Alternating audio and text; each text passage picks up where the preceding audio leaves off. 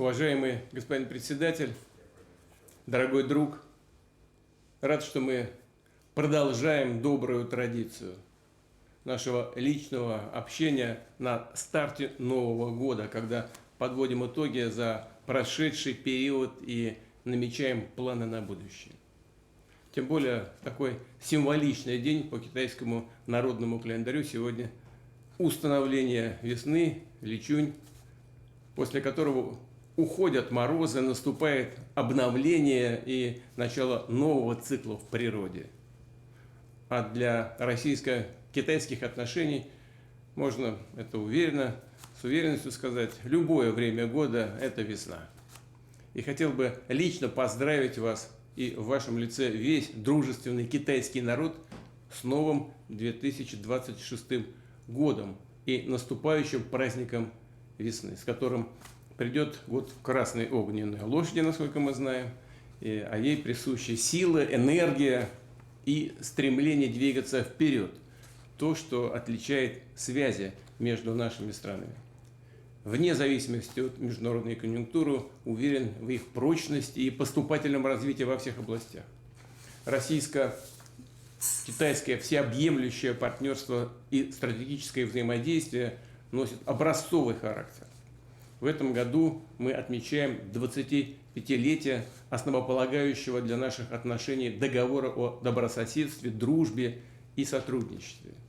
Его дальнейшая реализация, безусловно, отвечает коренным интересам народов двух стран, способствует укреплению комплексного, действительно всеобъемлющего взаимодействия России и Китая, а главное – повышению благосостояния наших граждан. Пользуясь случаем, хотел бы вновь заверить в твердой поддержке всех наших совместных усилий по обеспечению суверенитета, безопасности двух стран, их социально-экономического процветания, права на выбор собственного пути развития. Позвольте несколько слов об итогах прошедшего года. Полагаю, что нам удалось достойно отпраздновать в мае в Москве и в сентябре в Пекине 80-летие победы во Второй мировой войне. То, что в эти дни мы были вместе, продемонстрировали всему миру нашу солидарность, готовность России и Китая отстаивать историческую правду, бережно хранить память о героическом подвиге народов наших стран, которые ценой десятков миллионов жизней восстановили мир на планете. Весомыми практическими результатами завершилось и председательство Китая в Шанхайской организации сотрудничества, кульминацией которого стал саммит в Тяньцзине.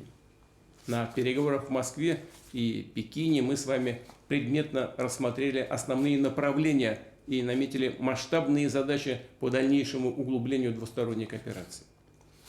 По линии правительств развернута каждодневная, по сути, энергичная работа по реализации этих договоренностей. Экономическое сотрудничество в 2025 году продолжало стабильно развиваться. Несмотря на небольшое снижение, я бы сказал, даже корректировку показателей, товарооборот уже третий год подряд с солидным запасом преодолевает знаковую отметку в 200 миллиардов долларов. Россия в лидерах по поставкам в КНР энергоресурсов. Наше партнерство в энергетике имеет взаимовыгодный и подлинно стратегический характер. Ведем активный диалог в области мирного атома, продвигаем высокотехнологичные проекты, в том числе в промышленности и исследовании космоса. Объем торговли сельхозпродукции, по нашим данным, вырос более чем на 20%. Удовлетворены и темпами наращивания гуманитарных обменов. С успехом завершились годы культуры, проведенные в их рамках более 400 ярких мероприятий, вызвали неподдельный интерес у граждан обеих стран. На этом, конечно, не останавливаемся, и в частности на днях в Москве, да и в других российских городах вновь широко отметят китайский Новый год. У нас тоже это стало хорошей традицией, а жители и гости Пекина познакомятся с российскими традициями проводов зимы на фестивале «Московская масленица». Начались перекрестные годы образования. В настоящее время в России проходят обучение более 56 тысяч китайских студентов, а в Китае свыше 21 тысячи российских. Функционирует десятки совместных образовательных учреждений и профильных ассоциаций вузов. При этом сохраняется значительный потенциал для дальнейшего расширения связей в этой сфере, тем более, что эпоха инноваций и информатизации диктует необходимость подготовки кадров по новым передовым направлениям. Росту деловых и гуманитарных контактов, несомненно, способствует введение безвизового режима. Признателен вам за эту инициативу, которую мы с готовностью поддержали. Насколько я знаю, с началом ее реализации каких-либо существенных вопросов у соответствующих профильных ведомств не возникает. Что же касается международной обстановки, то в условиях нарастающей турбулентности в мире внешнеполитическая связка Москвы и Пекина остается важным стабилизирующим фактором. Готовы продолжать самую тесную координацию по глобальным и региональным сюжетам как на двустороннем треке, так и на всех многосторонних площадках в ООН, БРИКС, Шанхайской организации сотрудничества и других, где российско-китайский тандем играет во многом ключевую роль. Желаем успехов и, безусловно, окажем все необходимое содействие китайскому председательству, китайским друзьям в форуме Азиатско-Тихоокеанского сотрудничества. Дорогой друг, еще раз с Новым годом и наступающим праздником весны. Крепкого здоровья вам лично, благополучия и удачи в 10 тысячах дел, а дружественному китайскому народу мира и процветания. Спасибо.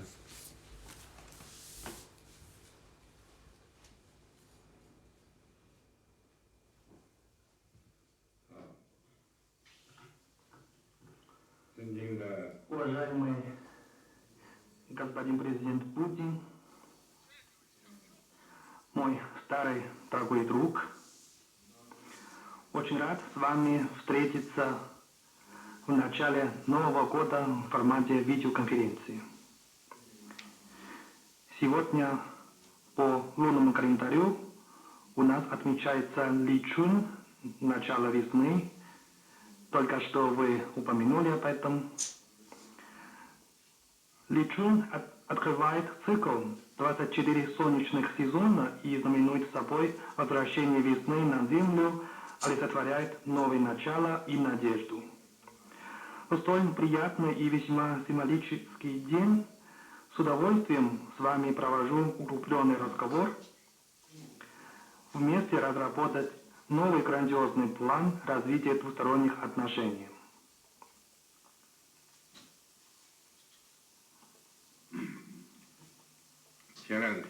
На днях вы специально направили товарища Шойгу в Китай на проведение сверки часов с товарищем Ван И по международным и региональным горячим точкам в целях подготовки к нашей встрече.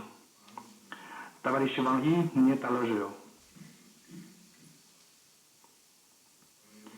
Сегодня я готов с вами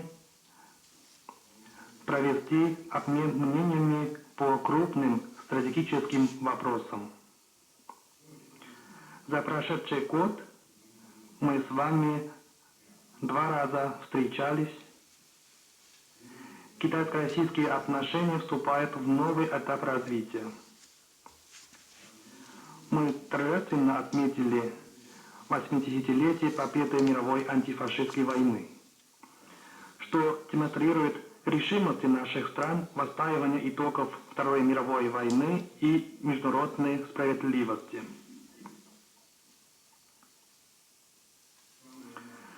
Двустороннее торговое сотрудничество динамично и стабильно развивается, и кооперация в новых сферах ускоренными темпами продвигается. Успешно организованные годы культуры Китая и России. Культурно-гуманитарное сотрудничество выведено на новую высоту. Людские обмены стали более оживленными. Успешное проведение саммита ШОС в Зинзине и заседание Совета глав правительств ШОС в Москве позволяет нам укреплять многостороннее взаимодействие в целях продолжения нашей работы по созданию многополярного мира и более справедливой и рациональной системой глобального управления. 2026 год – первый год 15-й пятилетки нашей страны. Китай готов более активно расширять открытость внешнему миру на высоком уровне, готов делиться новыми возможностями развития со странами мира, включая Россию.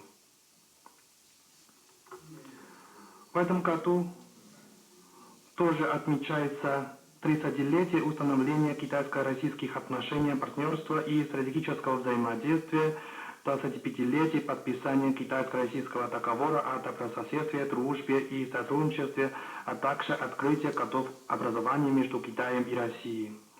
Важно воспользоваться исторической возможностью, постоянно углублять стратегические взаимодействия, вместе нести ответственности крупных держав во имя непрерывного развития китайско-российских отношений по правильной траектории.